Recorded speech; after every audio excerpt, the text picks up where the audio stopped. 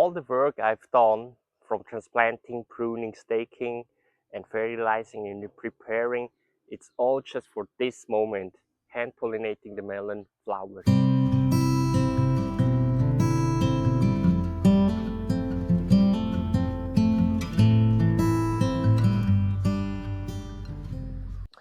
First off, we had a lot of weather fluctuations. It means that the weather was quite hot one day and the next day it was really cold. And right now the melon plants, they are a little bit stressed, but doesn't matter.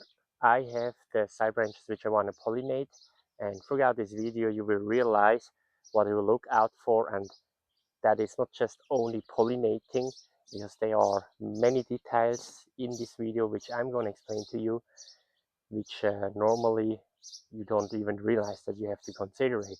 So in this video also there are some additional things which I will talk about, because that's from my perspective, of my personal experience. It's quite helpful to know it before you even start growing melons. So this is the melon female flower, and I can show you. This here is a male flower. The male flower has the pollen in here, and it doesn't have an ovary. And you can see here the difference. The female flower, it has this ovary, while the male flower doesn't have it. So these are the two differences of the melon flowers, the male and the female flower. So for the female flower, in the end you just remove the petals and you're getting this. This is the pollen you are after, and it's really important to see that the pollens, they are dry, because if it's too early in the morning, then they will be still wet and you will not get the pollen off, and the pollen will not stick to the female flower. So just basic botanical information. We call this ovary. This is the petal, and inside you will have the anther and the stigma. We want to pollinate the stigma because that's where the melon plant afterwards is building up the melon fruits. So that's just shortly differentiating between male and female flowers. Okay, next off is the side branches. This here is a beautiful node, side branches which is building up, and it has the female flower, and then it has a side, or the branch is continuing. This is exactly what we want. This is the perfect condition for having a nice fruit. And then we have the second kind of nodes, which is not the really good one, but they appear, and you see here, I have to pull the plant a little bit, but you can see here it's just coming out from the main stem, builds the branch and the female bud, and that's it. It's not going to continue. In the end, it would mean that the fruit will be stick directly to the main stem. That is not a premium quality, because the premium quality Japanese melon, one of the conditions is that it has this typical T shape. And this typical T shape is only occurring or happening if you have this kind of side branch coming out. And well, there are many factors which influence that it's building up or not. I know that in the summer seasons where we have a high temperature, as well as in winter season where we have fluctuations of temperature, this is exactly what is stressing out the plant, and such kind of things occurs where you have just the branch coming out with the female bud stacked on it, and that is out of our control. That's an environmental factor which we cannot control at all, and it doesn't mean that you will not have any fruit. It is just giving off it's just giving a different kind of quality of the fruit. It will be still sweet, but not as sweet as the one which grow at this.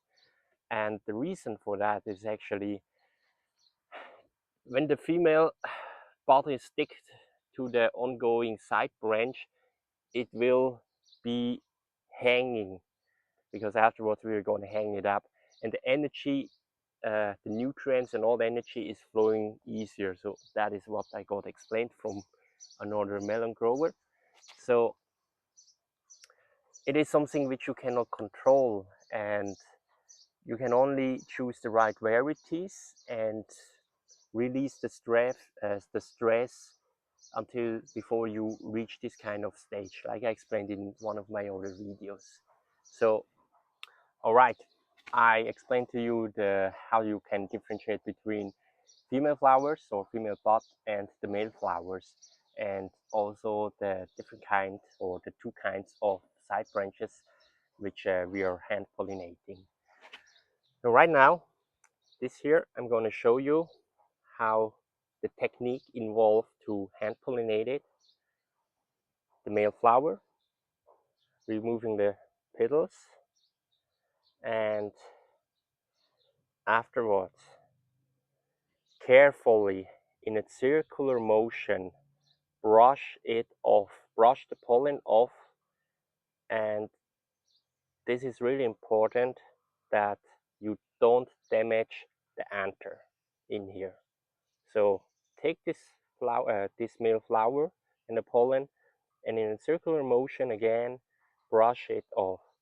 Then repeat this process with a second flower, because this is guaranteeing that there's enough pollen so that this female bud is bearing a fruit. That's it. So really carefully brush it off.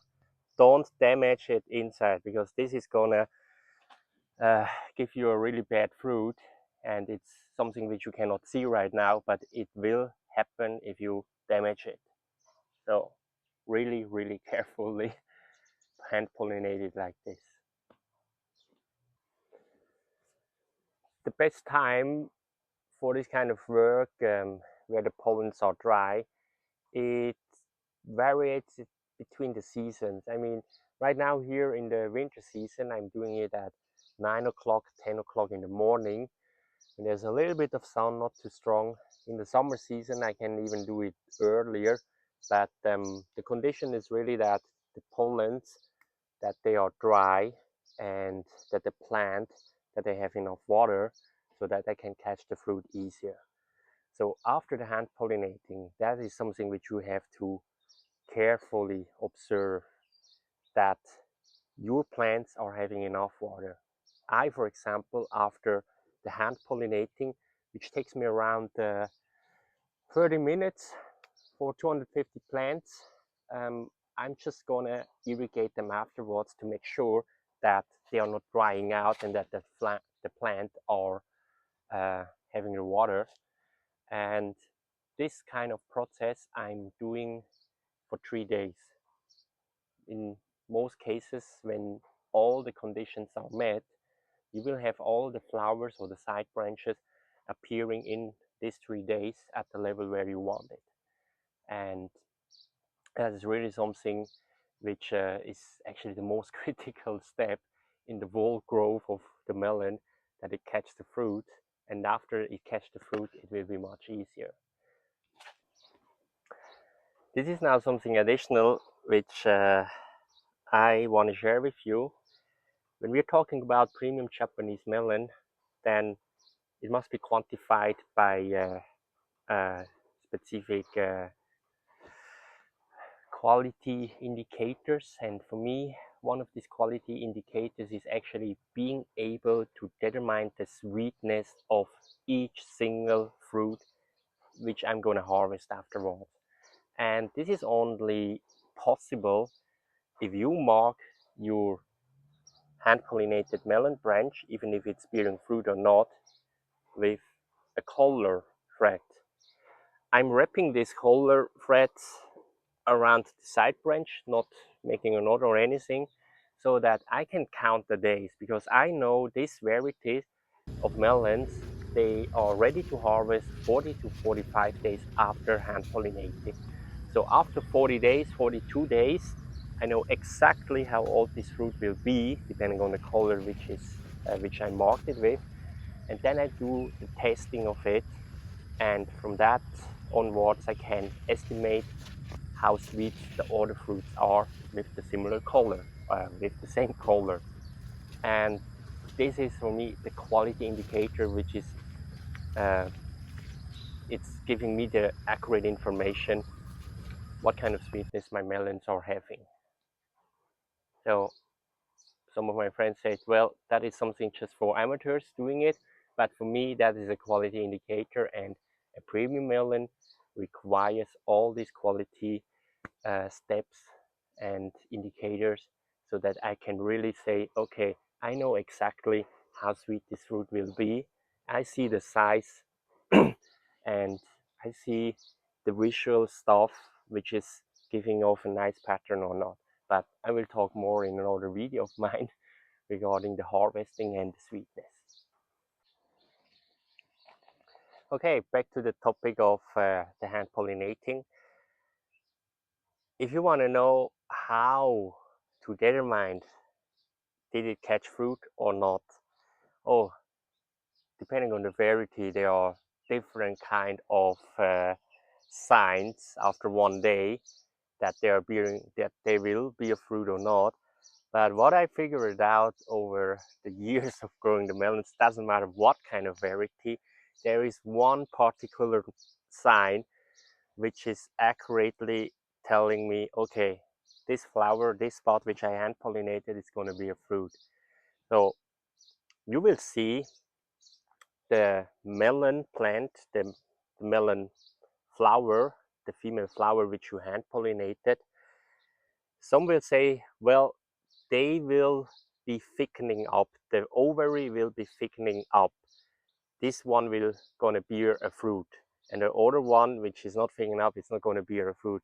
In the beginning I thought, okay, how do I see that? I mean, there are different kind of size of ovary depending on the female bud, but there's one particular sign which I am 100% sure of, that it's so easier to determine, is actually the petals, the flower itself.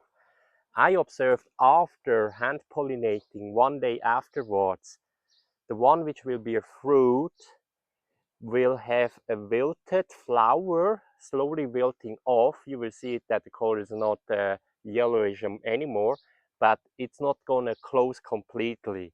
While the other one, which is not going to have any kind of fruit, which didn't catch it, it will close off the flower straight away. And exactly these two pictures which I have in my mind, which I observed, is really indicating a successful pollination or not.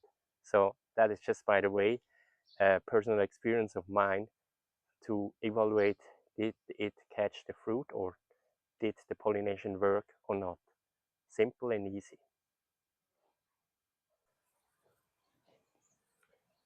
You can see in all my other videos regarding the melons how many work steps are involved until you reach this particular point to hand pollinate them.